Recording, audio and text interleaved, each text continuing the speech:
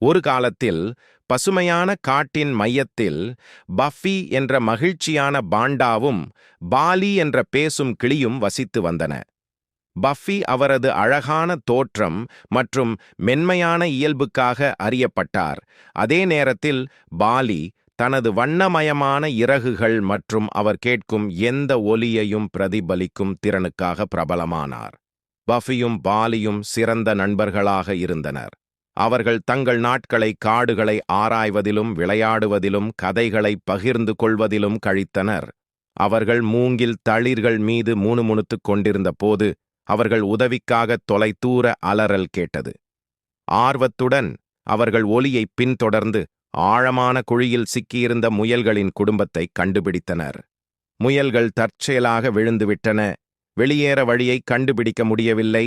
தயக்கமின்றி puffy மற்றும் poly அவர்களை மீட்க நடவடிக்கையில் இறங்கினார்கள். பஃபி தனது வலிமையான கைகளால் தனது நகங்களை பயன்படுத்தி ஒரு சரிவை தோண்டினார். பாலி முன்னும் பின்னுமாக பறந்து பயந்து போன முயல்களை ஊக்குவித்து உதவி வரும் என்று உறுதியளித்தார். சிறிது நேரத்திற்குப் பிறகு சாய்வு தளம் தயாரானது. முயல்கள் ஒவ்வொன்றாக ஓட்டையிலிருந்து வெளியேறி பஃபி மற்றும் பாலியின் தைரியத்திற்கும் கருணைக்கும் நன்றி தெரிவித்தன.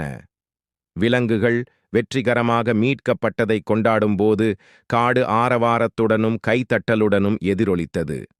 அன்று முதல் பஃபியும் பாலியும் காட்டில் ஹீரோக்களாக மாறினர். எல்லா மூலைகளிலிருந்தும் விலங்குகள் அவர்களின் உதவியையும் ஆலோசனையையும் கேட்டன.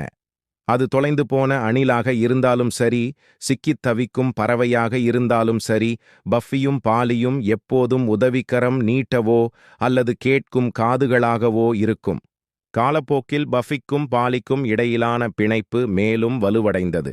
உண்மையான நட்புக்கு எல்லையே இல்லை என்பதையும், ஒன்றாகச் சேர்ந்து எந்தச் சவாலையும் சமாளிக்க முடியும் என்பதையும் அவர்கள் உணர்ந்தனர்.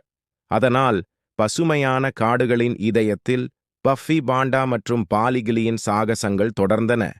அவர்கள் செல்லும் இடமெல்லாம் மகிழ்ச்சியையும் சிரிப்பையும் இரக்கத்தையும் பரப்பியது.